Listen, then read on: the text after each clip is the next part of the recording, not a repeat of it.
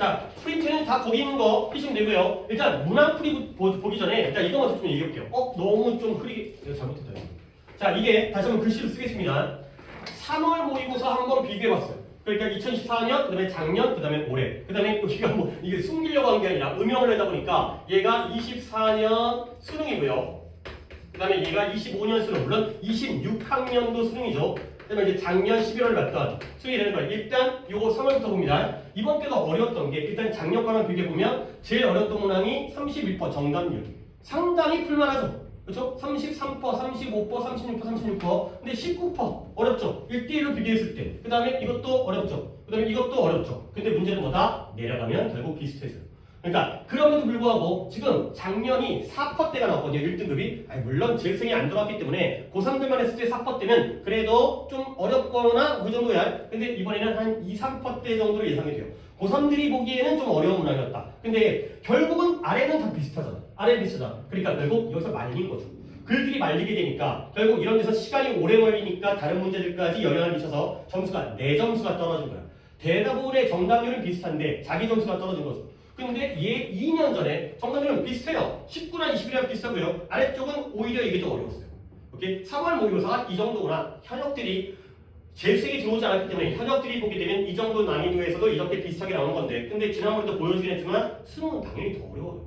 N수능이 들어왔음에도 불구하고 물론 작년 수능이 3.12%가 나왔던 굉장히 어려웠던 수능이라 하지만 굉장히 어렵죠. 그렇죠? 이거 어렵죠. 그러니까 여러분 뭐예요? 17.4%가 정답이라고 20%가 안 되는 문제가 나온다고? 근데 이걸 대비하는 게 아니라고요.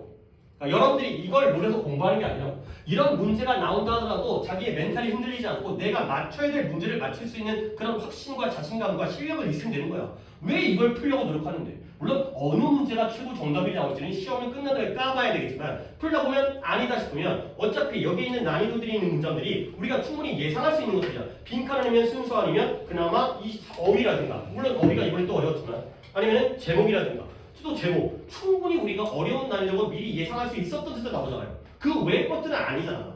그러니까 결국에는 어려운 난이도를 풀기 전에 쉬운 난이도를 무조건 정확하고 빠르게 맞출 수 있으면 되는 거야. 결국 마지막에 있는 이 부분들은 얘는 좀 작년 수능은 좀 심하긴 했네요. 5번째 것까지가 24%니까 20% 좀 넘으니까 한 10% 이상의 차이가 나지. 그러니까 작년 수능은 좀 그러긴 했지만 대부분의 경우에는 최고 난이도 문항이 중요한 게 아니라 결국 그 아래 문항들을 우리가 제대로 맞출 수 있는 거. 그래서 우리의 수업 방향을 내가 조금 다르게 하려고 풀이 수업할 때 이렇게 쉬운 문항들을 잘 풀이를 안 하는데 쉬운 것부터 하겠어요. 자 봅시다. 일단 어려웠어요. 나 혼자 얘기하는 게 아니라 대다수가 다 어렵다고 얘기해요. 1등급 비율이 확실히 이번에는 나는 2%라고 생각하는데 또 모르죠. 공부 잘하는 분들이 또 열심히 실력 발휘해갖고 3%가 나올 수 있는 거니까 어려운 시험이었어요. 근데 어려운 이유가 뭐냐면 글이 좀 추상적이었고요. 글의 지문의 길이도 평소보다 조금씩은 더 길어졌어요. 그러다 보니까 오히려 잘하는 애들한테는 수수 읽히는데 이게 뭔 말인지 모르면 다음에 핵심을 찾으려고 노력할 거 아니야. 근데 오히려 중하위권 같은 경우에는 허거덕 하다가 20번께서 시간을 갖다 많이 쓰다 보니까 혹시라도 조금이라도 맞춰볼 수 있었던 이런 빈칸, 순서 삽입 이런 것들 또는 장문 이런 걸 다 놓친 거죠. 그러다 보니까 정답률이 그러다 보니까 점수가 자기의 폭이 자기 점수가 좀 제대로 원하는 대로 안 나온 거고요. 근데 반대로 얘기하면 지문이 어려웠던 반면에 선지는 명확해요. 이따가 우리가 쉬운 문항들을 보긴 하지만 선지가 명확하게 나왔기 때문에 그래서 너네가 시험 볼 때 망했다 보다는 정답률이 그렇게 낮지는 않아요. 앞에 있었던 문제에 비해서 아래쪽에 있는 것들은 거의 비슷하다는 거지. 이런 것들 때문에 말리긴 했지만 그렇죠? 결과적으로 정답률은 그렇게 큰 차이가 없어요. 자 근데 문제는 이번 방향성은 원래 지금 현재 정부에서 요거는 방향성과 안 맞아요. 왜 그러냐면 이런 거 하지 말라 그랬잖아요. 추상적인 글 내지 말라 그랬잖아. 킬러만 애들이 해설지를 봐도 뭔 말인지 모르는 거 하지 말라 그랬잖아. 그리고 선지를 쉽게 했잖아. 근데 지금의 추세는 글은 읽히는데 글은 쭉 읽어가지고 뭔 말인지 알겠는데 독해를 가한 다음에 그 선지에서 보기가 어렵게 함정을 파는 그쪽 추세거든요. 이렇게 해서 변별력을 사는 거기 때문에 지금은 좀 반대로 나왔다. 그러니까 우리는 그래도 이런 것들을 아예 배제할 수는 없어요. 아니 내가 숙제하는 게 아니기 때문에 내가 이거에 대해서 더 이상 얘기할 수는 없어요. 그런 지문이 한두 개가 나올 수는 있죠. 하지만 푸는 방법은 이 방법으로 푸셔야 돼요. 대다수의 문제는 이렇게 나와야 되고 이렇게 나올 테니까 한두 개가 나오는 것까지 내가 막을 수는 없지만 그런 부분들을 갖다가 배제를 해야 된다는 거야. 오케이? 그리고 다시 한번 얘기하지만 어려운 문항이 어렵게 나오는 건 어쩔 수 없어요. 원래 어려울 거라고 예상했던 거기 때문에 한 번 더 도전하고 맞추려고 노력을 해야 되겠지만 어렵게 나오는 걸 어려운 게 어렵게 나오는 건데 자기의 점수대별로 자기가 공략해야 되는 문항들 있잖아요. 내가 꼭 풀어야 되는 문항들. 그런 것들을 놓치면 안 돼. 다시 한번 얘기하지만 그걸 놓친 다음에 어려운 걸 풀려고 도전하는 것 자체가 말이 안 되는 거야. 이걸 정확하게 빠르고 정확하게 푼 다음에 시간이 남았을 때 그런 것들을 접근을 하는 게 훨씬 더 안정적인 점수를 유지하는 방법이죠. 그리고 문제풀이 스킬들이 있어요. 그러니까 여기서 목적 같은 게, 야, 목적이라는 건 전반적인 18번을 얘기하는 거야. 그랬을 때 너네가 18번을 갖다가 어려워서 지금 내가 스킬을 얘기하는 게 아니라 듣기를 하면서 문제를 풀어야 될 거 아니야. 18번 같은 경우에는. 그랬을 때 처음부터 주구장창 다 읽고 있는 것보다는 뒤쪽에 목적이 나와요. 글을 쓴 목적이 중간 뒷부분에 나오거든. 그러면 듣기 하다가 중간 뒤부터 보는 게 또 하나의 스킬일 수 있겠죠? 근데 좋은 방법이 아니에요. 그런 것들은 경우에 따라서는 망가질 수가 있어요. 앞에서부터 어떤 전반적인 배경을 갖다가 모르는 상태에서 핵심이 눈에 보인다는 건, 야 봐봐요, 18번에 중간부터 읽었으니까 문제가 이거인 것 같아, 답이 이거인 것 같아, 골랐다고 쳐봐요. 안 찝찝해? 난 그런 마음가짐이, 아니 그냥 읽어도 어차피 듣기 할 때 몇 개나 풀라고 시간이 막 그때부터 쪼이는 거 아니잖아. 근데 차분하게 읽은 다음에 확실하게 맞고 그러면 그 문제에서는 완전히 잊어버린 상태에서 듣기에도 집중할 수 있는데, 중간부터 읽었으니까 듣기를 하면서도 이걸 내가 18번 혹시 틀리면 어떻게 하지? 한 번 더 읽을까? 왜 그렇게 되는지 모르겠어.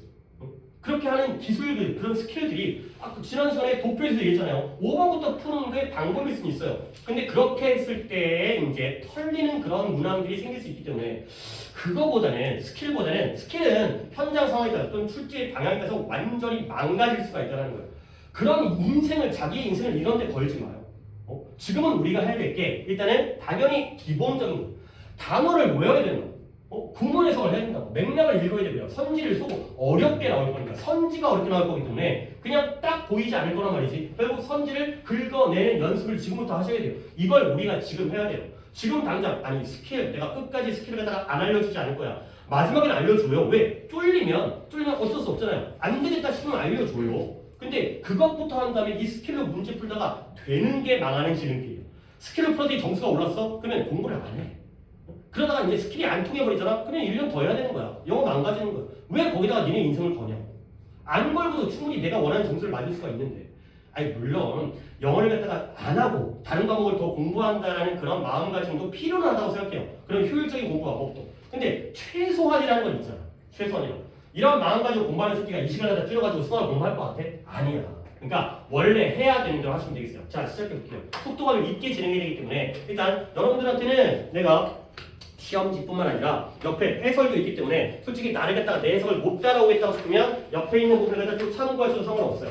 자, 20번입니다. 절대 풀이를 하지 않는 지문이지만 당분간은 우리가 6월 모의 때까지는 무조건 맞아야 되는 그런 문항들도 다 내가 해결을 해줄게요. 자, 몇몇 사람들이 주장한대요. 뭐냐면 과학이라는 게 꼭 인베드 또 나왔다? 물론 아래쪽에 있지만 끼워 넣다. 이거였죠? 끼워 넣어진다면, 문화라든가 문화에 끼워 넣어진다면, 또는 바운드라는 게 바인드, 묶여져 있는 거예요. 근데 예술과 철학에 묶여져 있다면, 그리고 만약에 그것이 과학이죠? 과학이 인간의 활동이라면, 그렇다면 이 수절이 끝나는 부분을 댄이 알려주고 있어요. 오케이? 그렇다면 이것은 undermine, 약화시키는 거예요. 약화. 뭘 약화시키느냐? 과학의 주장. 어떤 주장이냐면 진정한 지식이 되겠다라는 과학의 주장을 약화시킨대요. 내가 지금 해석을 했지만 여러분들은 뭘 봐야 돼요? 지금 글이 플러스예요? 마이너스예요? 마이너스예요. 결국 앞에 이 수절이 두 개가 나왔잖아.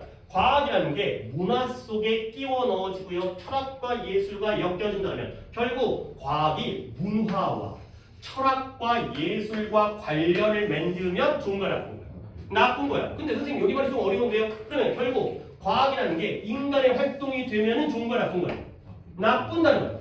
인간의 활동 마이너스예요. 과학이 인간의 활동이 되면 안 좋다는 거야. 왜 그럴 거야? 나도 몰라요. 결국 human activity가 culture, philosophy, art가 다 human activity의 예시잖아요. 과학이 인간의 활동이 되면 마이너스예요. 그러면 기껏해야 과학은 뭐와 다름없어요? 종교와 다름없다는 거예요. 그리고 그 종교라는 건 뭐냐? 또 다른 실행인데요. 그 자체의 주관적 메소돌로지 방법론 이거예요. 주관적 방법론을 가지고 있는 또 다른 그러한 관행이 종교보다 더 나을 게 없다는 거죠. 오케이? 물론 내가 종교를 폄하하는 건 아니지만 여기서의 종교 플러스 마이너스가 되는 거예요. 그렇게 되면 기껏해야 과학이 종교밖에 안 된다는 거예요. 지금 나왔던 모든 것들이 다 인간의 활동의 예시죠. 아니 몰라도 돼. 이제 이렇게 마이너스가 오고 있다는 거야. 근데 갑자기 또 벗이 나오네요. 그러나 왜 이렇게 얘기해야 되는가? Why say this? 왜 이런 말을 해야 되는가? 근데 why say this에서 눈치를 못 채서 상관없어요. 채면 좋지. 바로 나오죠. Just the opposite. 그 정반대가 사실이다. 가 되는 거죠. 이게 뭐 주장들도 쉽다 보니까 또 듣기하다 보니까 쭉 읽다가 역적 거기서부터 읽는 방법도 있어요. 어차피 주장은 앞의 내용이 아니니까. 근데 그러면 주장 갖다 봤을 때 just the opposite is true예요. 여기가 핵심이죠. 그 정반대가 사실이래요. 그러면 여기부터 진짜 얘기가 나오겠구나. 하지만 우리는 앞을 읽었잖아요. 결국 과학이 인간의 활동이 돼야 되는 거야, 안 돼야 되는 거야? 돼야 되는 거야. 정반대가 사실. 봐봐요. 과학이 인간의 활동이 되게 되면 약화되었잖아요. 근데 그것의 정반대가 사실이니까 결국 위에 있었던 마이너스가 싹 다 뭐로 바뀌어요?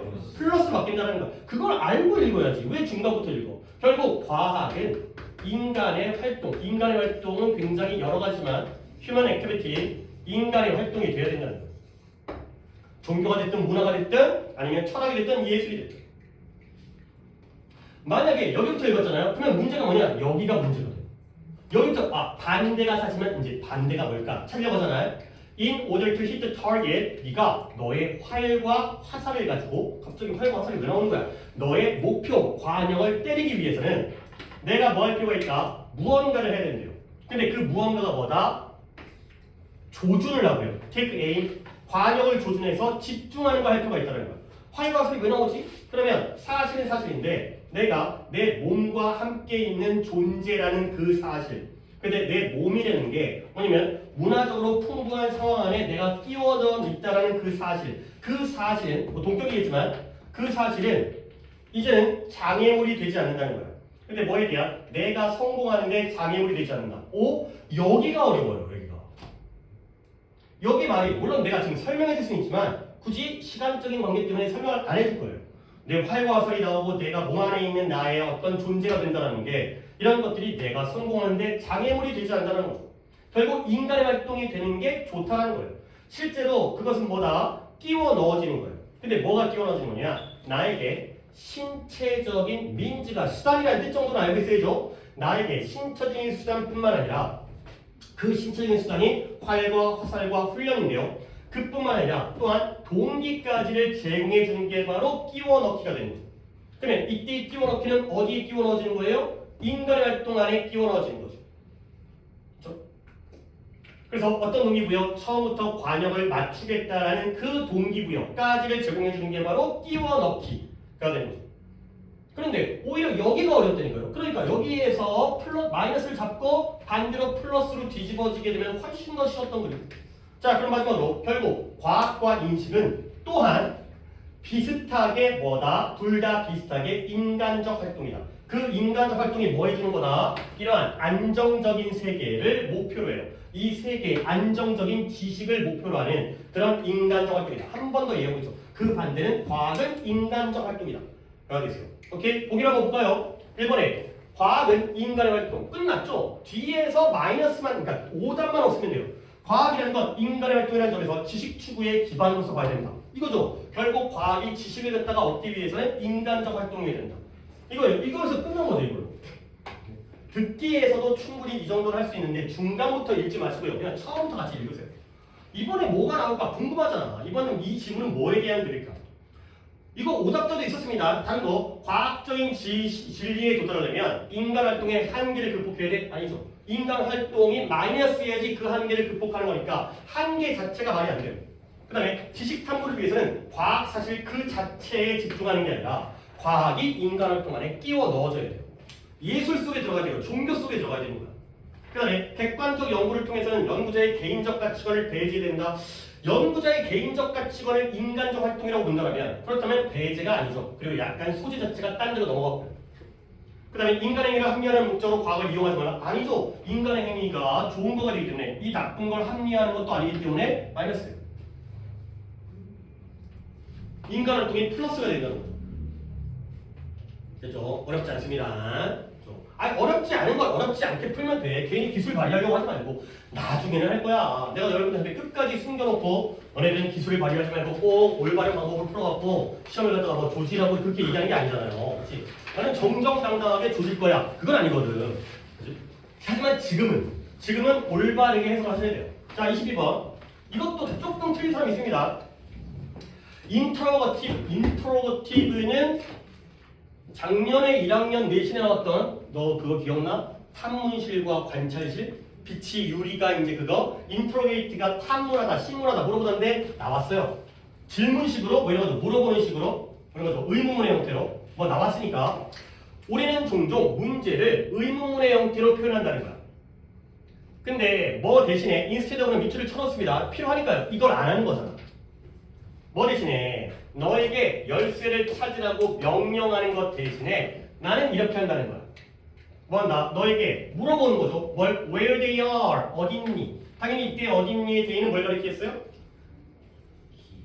he, 열쇠가 어딨니? 가 되는 거죠. 그러니까 예를 들어서 엄마가 너한테 야, 뭘 찾는다고? 엄마가 너한테 뭐 찾냐? 아니죠. 너네가 엄마한테 엄마 양말 어딨어? 이거죠. 그죠? 양말 어딨어를 왜 물어봐요? 양말 달라는 거지. 그죠? 이거예요. 그러니까 너한테 열쇠를 찾으라고 명령하지 않고 우리는 질문식으로 양말 어딨어? 열쇠 어딨어? 라고 물어본다는 거예요. 오케이? 그러나가 또 나오니까 봐야겠죠. 그러나 내 열쇠가 어딨니라는 건 문제는 문제인데 어떤 문제예요? 어떤 질문이라는 옷 속에 숨겨져 있는 문제가 돼요. 뭔 소리지? 이걸 보기 위해서 다음에 가능한 대답을 갖다가 고려해 보라는 거야. 자, 내 열쇠 어딨니에 대한 대답으로서 Not on the surface of the sun, 태양의 표면에는 있지 않지? 라는 게 바로 가능한 대답이거든요. 이것은 진실되게 너에게 내 열쇠를 갖다가 그 열쇠를 갖다 제공해줘요. 근데 뭐가 마찬가지로 네 열쇠가 어디 있든지 간에 네 열쇠가 어디 있든지 간에 거기 있겠지 라는 것과 마찬가지죠. 좀 어렵네요. 여기 내용이 좀 어렵네요. 근데 그럼에도 불구하고 이런 것들은 뭐다? 잘못된 대답이다. 오케이? 키워드는 여기 있어요. 이렇게 대답하는 건 잘못된 거야. 뭔지 모르겠지만 잘못된 대답이야. 내 열쇠 어딨니? 라고 물었을 때 태양의 표면에는 있지 않지 라는 건 진실되게 위치를 알려주고 있지만 그게 중요한 게 아니라 잘못된 대답이라고. 오케이? 왜 그러냐면 그들은 정확하게 잘못된 이유가 정확하게 네가 너의 목표를 달성하는데 도움이 안 돼. 목표 달성에 도움이 안 되는 거야. 열쇠가 어딨니 했을 때 이렇게 대답하는 건 목표 달성에 도움이 안 돼요.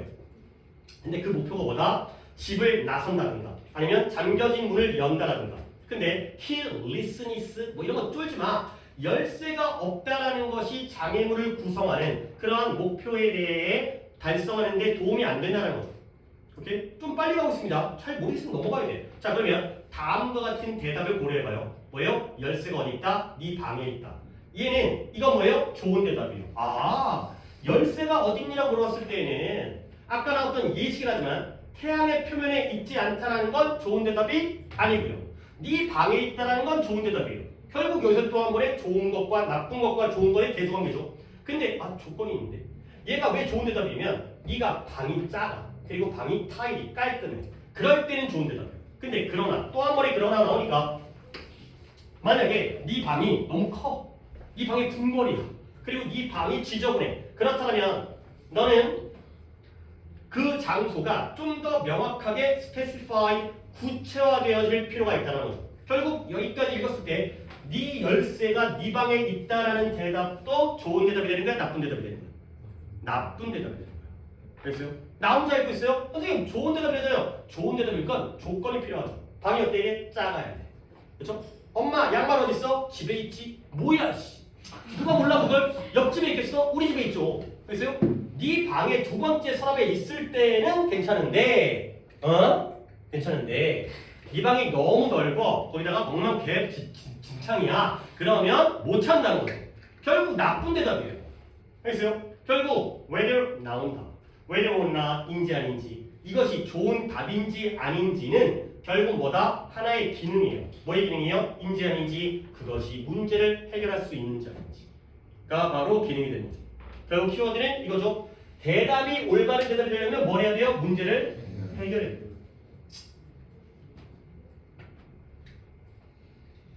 선생님 제가 왜 이번 3월 시험에서 점수가 안 나왔을까요?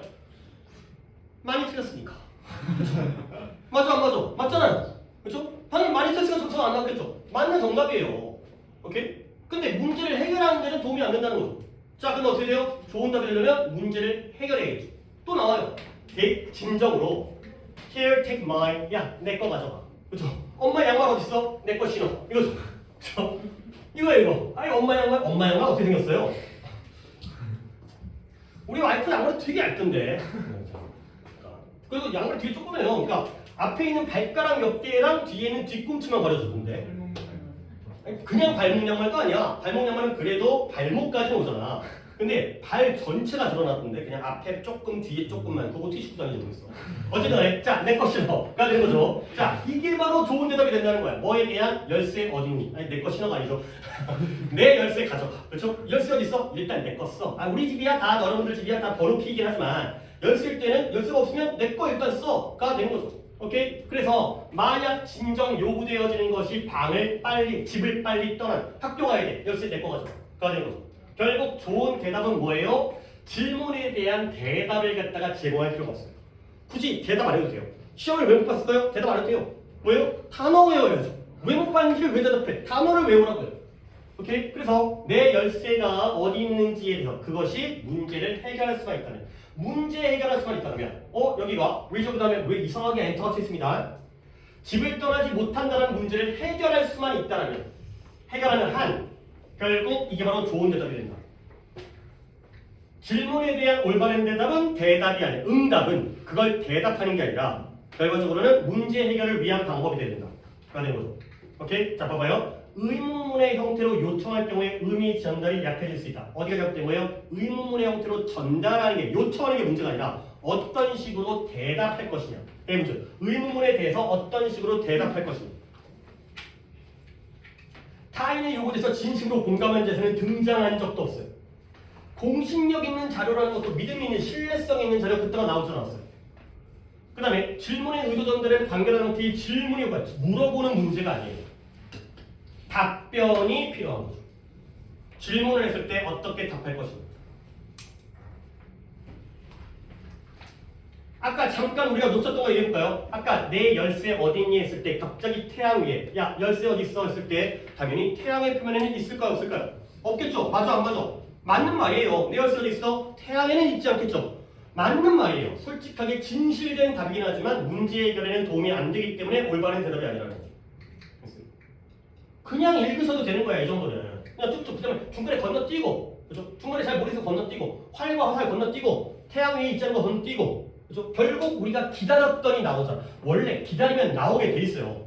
그러니까 이상하게 추상적인 글 같은 경우는 끝까지 읽었는데도 뭔 말인지 몰라. 그런 글이 있대니까. 근데 그걸 우리가 기대하고 독해를 하는 게 아니야. 모르겠어도 기다리면 나와. 그 기다림만 하시라는 거야. 결국 나올 거야. 안 나왔어요. 어쩔 수 없죠. 혹시. 내가 거기까지 모든 100%의 경우를 다 해당해서 얘기하는 건 아니잖아요. 근데 기다리면 나오는 문제를 우리가 풀면 되는 거야. 자, 어법 갑니다. 뭐 답이 나오니까 궁금하긴 한데 나 아직까지 이 글이 뭔 글인지 모르겠어요. 그냥 안 읽었어요 아직까지도. 글의 내용이었다가 뭐 우리가 이걸 내신 대비하지 않으나 이 어법에 대한 이 지문에 대한 글의 내용을 우리가 굳이 알 필요가 없을 것 같아서 나중에 읽어볼게요. 그러면 이제 이런 소재가 좋은 소재면 또 이제 이런 소재를 바탕으로서 또 이제 다른 독해 지문이 나올 수 있으니까 자 어디부터 봐야 돼요? 자 여기에 practicing에다가 밑줄이 쳐 있습니다. 문장 구조예요. 물론 문장 구조지만 분사 구문이죠. 컴마 찍고 ing가 나왔기 때문에. 그러면 우리 생각하는 거야. 뒤에 ing가 나왔다는 건 앞문장 자체가 완성돼 있어야 돼 완전해야 돼 불완전해야 돼? 완전해야 돼. 앞문장 자체로 완성도가 있는 상태에서 뒤에 컴마 찍으면 뭘 붙이든지 상관없는 거 아니에요. 그래서 주어 동사를 찾는데 제가 주어 동사가 아니라는 거 확인하면 되는 거야. 결국 앞에 뭐 해야 돼? 이것도 끊어야죠. 이걸 뭐라고 보겠어요? It is in the nature of organism. 결국 뭐가 생명체의 본질이냐면 단어 뜻을 모른다 하더라도 to impose 있어. 자기 자신을 주변 환경에다가 부과하는 것이 생명체의 본질 안에, 본성 안에 있다라는 문장이에요. 가조진조의 완전한 문장이에요. 아니 다른 거 모르더라도 to impose itself on the surroundings가 완전한 표현이라는 거 정도 알아야지. A를 B에다가 부과하다 이런 거기 때문에 여기서 더 이상 뭔가 추가할 게 없죠. 여기다 주어 동사 형태도 다 나와 있고. 그러면 끊고 ing 분사구문 맞다라는 거죠. 그 다음에 2번 볼게요. imply 동사에 주셔있네요. 일단 스위치 문제겠네요. 그래서 그는 더 나아가서 일단 여기까지 볼게요. 100부터 봐도 되겠지만 그는 더 나아 다윈이겠지만 이러한 근본적인 자연의 측면들 생명체의 자연의 측면들이 뭘 암시한다? 생산적인 오버런, 앞서가는 그런 압도를 갖다가 의미한다는 거예요. 오케이? 얘 주어죠? 아니 동사죠? 주어는 뭐예요? 스펙츠가 되겠죠. 이 정도를 묶어버릴 수 있다는 거죠. 그러니까 당연히 올게진 단수고 네이처 단수이지만 여기에 스펙츠를 보라는 거고. 스위치. 1번 문장 구조, 분사 구문과 관련된 문장 구조. 앞에 있는 문장이 완전하다는 걸 알면 뒤에 추가적인 ing 끝난 거예요. 2번 스위치, 주어 동사 간의 스위치. 3번 스위치, 하지만 대명사기 때문에 쉽지 않아. 그렇죠? 쉽지는 않아. 그럼 어디에 대해? 처음부터 가보자. The need to. 이 문장의 처음부터. 필요성은 필요성인데 생존의 필요성은 암시한대요. imply. 뭘 암시하냐면 필요한 자원들을 사용할 능력이 뭐한다? 보완해야 된다. 뭘 보완해야 돼요? 그것들을 사용할 기회를 보완해야 된다. 가 되는 거죠.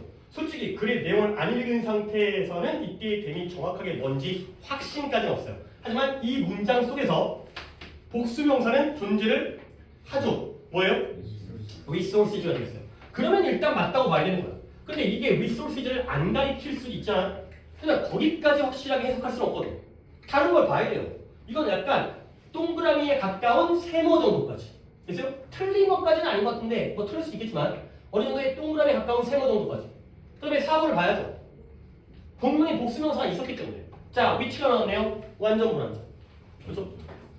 앞부터 읽어볼까? 안 읽어도 되는데 이런 자손들, 새끼들은 이러한 상황의 본질을 예측할 수가 없다는 거예요. 근데 어떤 상황이냐? 그들이 그들을 발견하는 거예요. 근데 어찌됐을 때 읽으면 좋겠다. 먹었으면 말할 것도 없이. 그 실수를 변화시킨 건 말할 것도 없이 뭐 할 수 없다? 예측조차도, anticipate, 예상조차도 못한다는 거죠. 뒷문장을 볼까요? They find themselves. 어때요?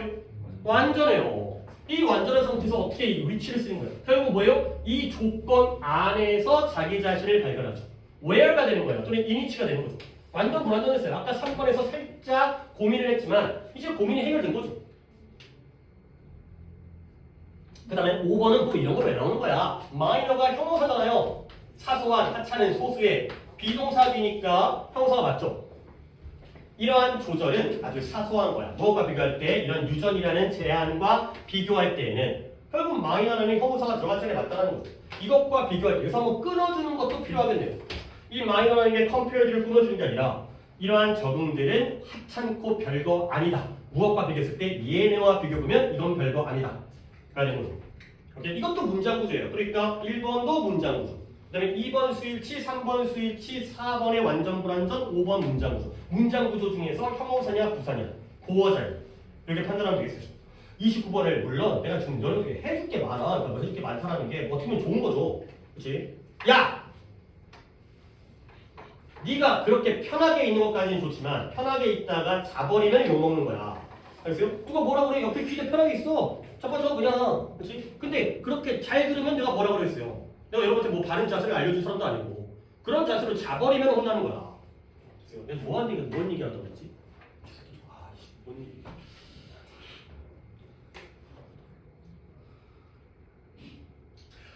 해줄 게 많다 그랬어. 그래서 근데 해줄 게 많으니까 우리 좋죠. 이것도 해줘야 되고 저것도 해줘야 되고 이제 지루하진 않을 테니까 맨날 바쁘게 이제 급하게만 이제 맨날 쪼들리고 하겠지만 근데 어법도 해주려고 해요. 어법도 이제 지금 약간 유형들을 갖다가 어법을 하다가 지금 너무 많이 풀려갖고 어법을 해주려고 했는데 물론 또 순서는 일단은 저난이도와 중난이도까지를 무조건 맞게 하는 그 유형별 쪽을 먼저 클리닉으로 해결하는 게 더 급선무인 것 같긴 한데 어법도 하려면 또 수업 시간을 내야 되기 때문에 이렇게 약간 정규 수업 시간을 갖다가 이렇게 해원하는 것도 이게 진도적인 문제 때문에 약간 아주 바람직하지 않거든요. 그럼 뭔지 수업 진도는 안 나오고 계속 뭔가를 하고 있긴 한데 또 진도 쭉 나가면서 중간중간에 뭔가 들어가 있긴 해야 되는데 우리 또 시간차이 하기 때문에 자 35번 35번도 꽤 틀렸어요.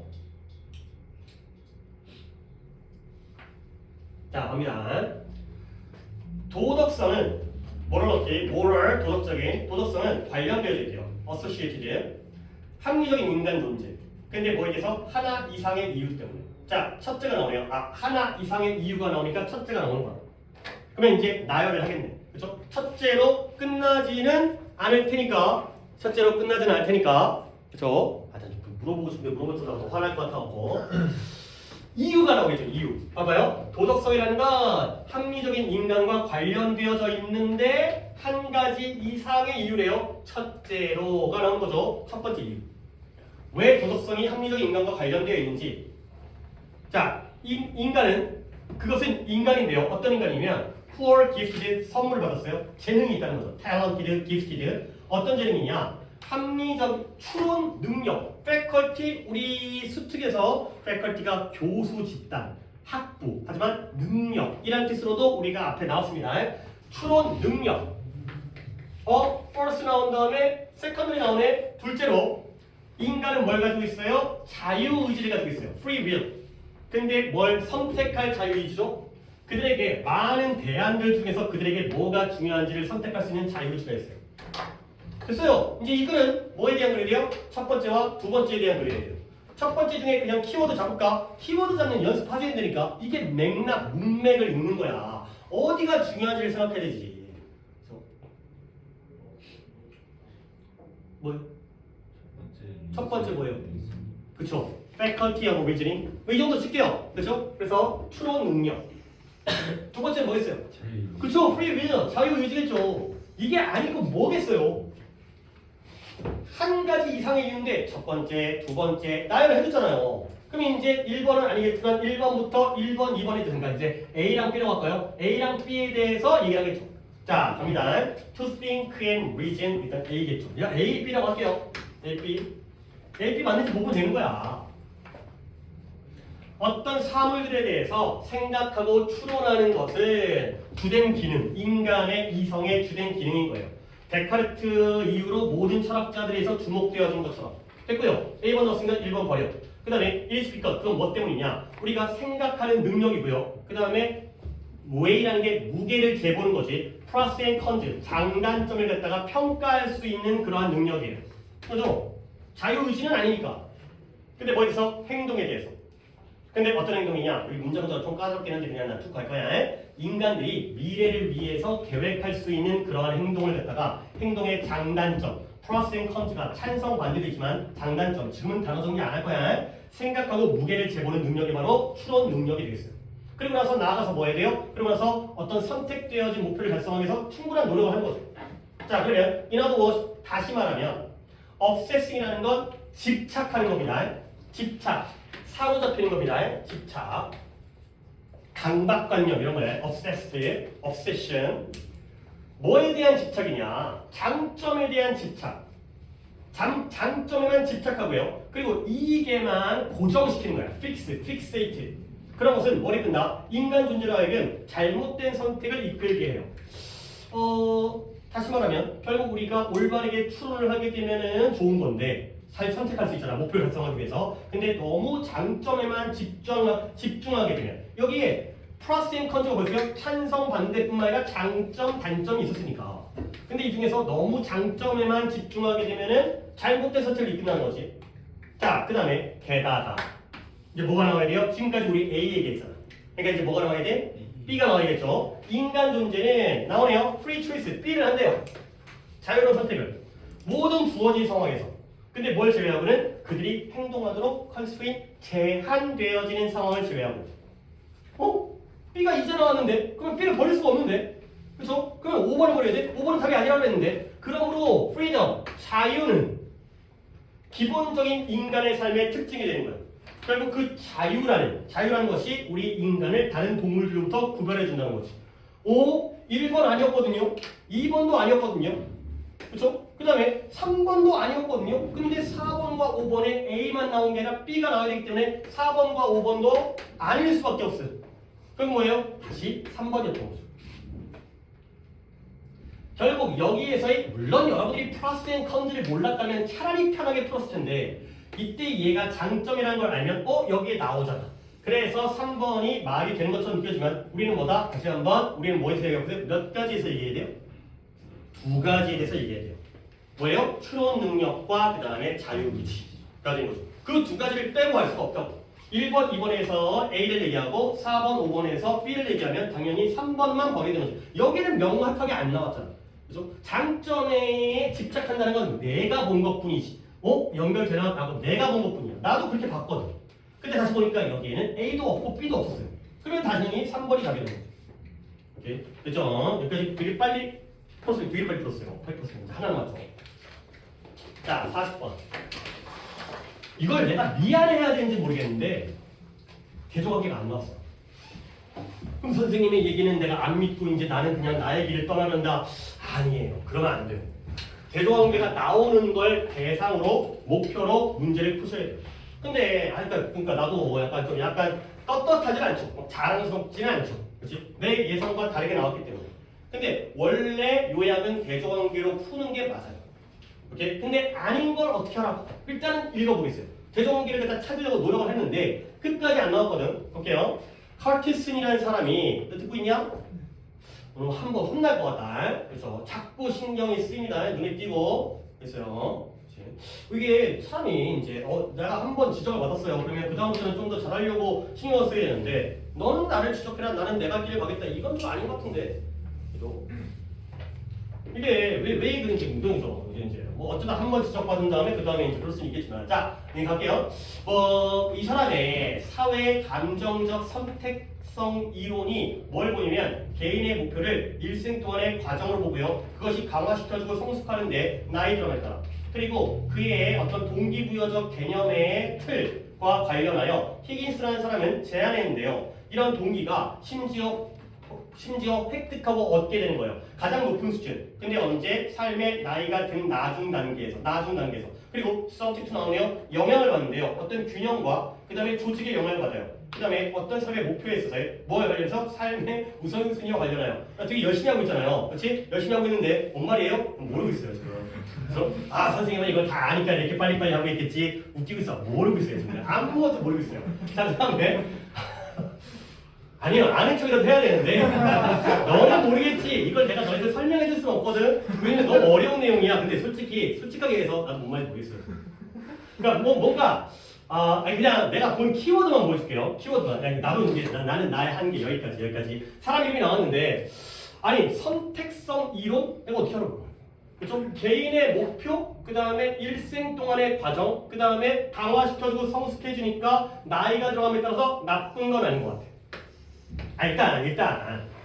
근데 솔직히 이걸로 푸는 게 아니었어. 근데 그래도 뭔가를 잡으려고 노력해야 되니까.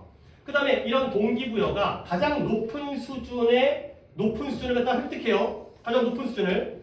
근데 언제? 삶에서 나이 들어. 에이즈 나왔고 뭔가 later 늘 나이가 든 거죠. 그 다음에 균형과 조직 한 사람의 일생의 우선순위에서의 목표가 되는 거죠. 역시 모르겠어요.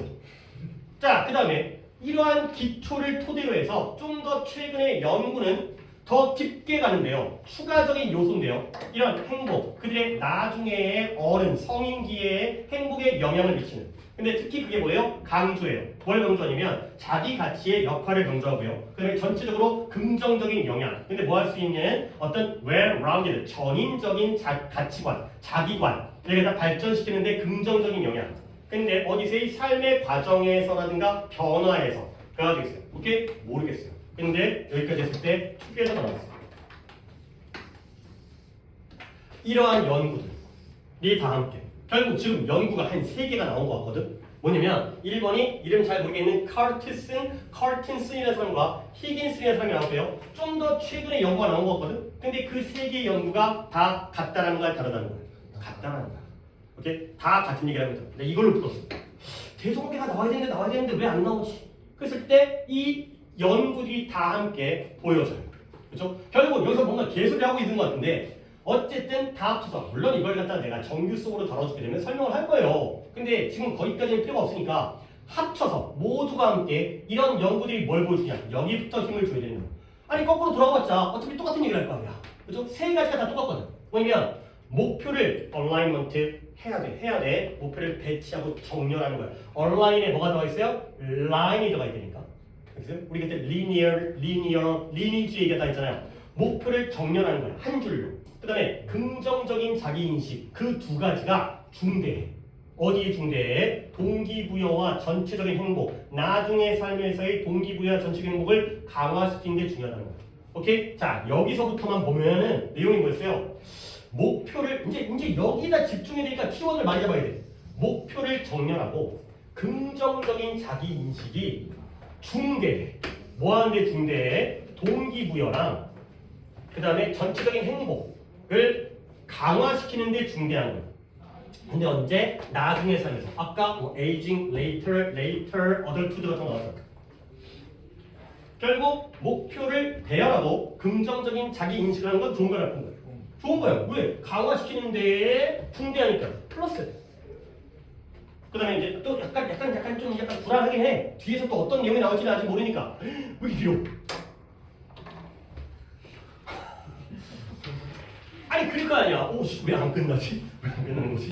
이게 답에 들어가야 되는데 실제로 어떤 세 번째 나이의 학습자들은 뭘 보여주냐? 더 높은 수준의 선택성, 아까 선택성 나왔던 것 같은데 어쨌든 이 나이에 여기 더 높은 수준의 선택성을 보여줘요. 그 다음에 무엇 관련해서 결정하는 거야. 어떤 목표를 추구할지, 그 다음에 그들의 자원을 어떻게 배분할지, 할당할지. 근데 뭘 향해서? 구체적인 우선순위를 향해서. 오케이? 앞에 있는 거 보면 되는 거야. 또 어려워졌으니까. 그 다음에 나이 든 사람들, 나이 든 사람이 맞구나. 나이 든 사람들은 더 강력한 인생의 목표 감각을 보여주고요. 자기 성취를 보여줘요. 그 다음에 그들은 그걸 그들의 방식으로 하고요. 그들의 방식은 승리와 개별화된 조화의 축적이에요. 근데 어떻게? 효율적으로 관련되어 있는 동기부여 모두와 함께. 근데 다양한 정도로 그들의 삶에 또 모르겠어. 결국에 여기만 해석이 된 거야. 여기만. 근데 앞과 뒤를 봤더니 반전 없고요. 이쪽 내용들 결국 다 플러스죠. 그렇죠? 여기도 다 플러스죠. 그러면 결국 우리는 뭐예요? 나이가 들어감에 따라서 뭐한다? 목표를 잘 배열하고 긍정적인 자기 개념을 갖는 것이 동기부여와 행복을 강화시켜주는 데 중대하다. 까지밖에 보인 거야. 대조가 안 나왔어. 끝까지 대조가 안 나왔어. 그럼 어떻게 해야 돼? 몰라요. 이렇게 나오는 거 갖다가 우리가 대비할 필요는 없으니까. 그럼 이제 보기를 봅니다. 목표가 성숙해야죠. 근데 어떻게 해서 삶의 과정에 따라서 뭐요? 나이가 들어가는 거죠. 그러면 나이 든 어른들은 뭐는가? 좀 더 선택적이 돼요. 써먹을 수 있을 것 같은데. 그리고 그들의 목표에 대해서 일단 플러스 마이너스. 플러스예요. 목표를 뭔가 잘 하는 거죠. 근데 우선순위에 따라서. 그 다음에 동기부여와 행복을 유지하죠. 서스테인도 유지하다는 동사를 씁니다. 근데 뭘 통해서? 자기관, 자기 관점. 플러스 마이너스. 플러스. 물론 제대로 읽지 못했어요. 글에 대한 제대로 대한 이해가 안 돼 있어요. 근데 끝까지 같은 내용. 이런 게 바로 추상적인 글의 특징이에요. 사람 이름이 나왔지만 구체적인 예시가 안 나오죠. 추상적인 글은 계속 같은 얘기를 이렇게 말했다 저렇게 말했다 이렇게 말했다 이렇게 말했다. 그러니까 뭔 말인지 우리끼리 혼동인데 하나의 흐름이에요. 추상적인 글들은 어떤 반전과 역전에 대한 대조가 명확하게 나타나지 않아요. 그냥 같은 말을 계속 하는데 뭔 말인지 모르게 만드는 거예요. 결국 끝까지 플러스예요. 나이가 들면서 뭔지 모르겠는데 좋아가 되는 거죠. 오케이? 그런 다음에 물론 니네 40번을 보기를 먼저 보고 요약문을 먼저 보고 문제를 푸는 경우도 있어요. 근데 그럴 때가 오히려 이런 유형일 때는 그게 좀 먹혀요. 이걸 읽으면 대조관계가 없다는 걸 알잖아. 그치? 근데 원래 그렇게 하는 게 아니야. 대부분의 경우에는 읽다 보면 대조관계가 보이고 그걸 집어넣는 게 훨씬 더 좋은 방법이고 솔직히 이런 케이스의 경우에는 요약문을 먼저 읽고 보기를 먼저 보는 게 더 효과적이긴 해요. 근데 그런 방법을 알려주는 건 어떻게 보면 앞뒤가 바뀐 거야. 대다수에게 통하는 방법을 써야 되고 이런 특수한 경우에 써먹는 방법 이렇게 푸니까 맞추잖아. 그런다고 그래서 다음번에 맞춰? 아니야. 괜한 헛고생이야. 자, 단어의 문제이기도 했어요. 니네 이런 단어가 안 느껴져요? associate가 관련시키다, 연결시키다잖아. 그러면 dissociate 하면 연결을 안 시키는 거예요. 이게 단절이에요. 그러면 coordinate 하면 조화를 이루다, 조정하다의 뜻이고요. organize도 조직하다, 구성하다의 뜻이잖아. 그 다음에 B에 객관적인, 우호적인, 그 다음에 inconsistent 하면 모순된, 일관성이 없는 거죠. 긍정적인, 그 다음에 불분명한, 명백하지 않으니까 불명확한, 불분명한, 불분명한, 쓰다가지고 불분명한. 그러면 A번에서 뭐 지워요? 4번, 5번을 지우죠. 그 다음에 B번에서 뭐 지워요? 3번 지우고요. 이것도 지우고 있대요. 그러면 남는 거 객관적인 거는 중립적인 거지만 결국에 여기가 되겠죠. 결국 나이가 들면 자신의 목표를 잘 조직해서 결국 뭔가 달성이 된다. 자기에 대한 긍정적인 자기관을 가지고 라는 내용이었어요. 선생님 좀 요약이 우리의 평소에 대비하는 방법과 어긋나는데요. 인정은 되니까. 이제 인정해요. 내 방법으로는 그렇게까지 풀 수 있는 방법이 아니었어요. 그렇게까지가 아니라 그냥 아예 안 되는 거였어요. 배정하기 안 나오기 때문에. 하지만 그래도 읽다보면 그래도 내가 이걸 할 수 있다. 40%는 내가 풀어야 된다. 라고 생각을 하셔야 돼요. 40%는 내가 풀어야 된다. 여기에서 자꾸 어차피 똑같은 얘기를 하고 있구나. 그 다음에 이제 이 문장 가지고도 답을 맞출 수 있죠. 긍정적인 자기, 여기 나오네요. 긍정적인 자기관념. 이래요. 그 다음에 여기 목표를 갖다가 배열하는 거죠. 배열하는 거죠. 조정하는 거죠. 오케이. 자, 여기까지로 풀이는 끝내도록 하겠습니다. 시간이 더 땡겼으면 좋았을 텐데, 약간은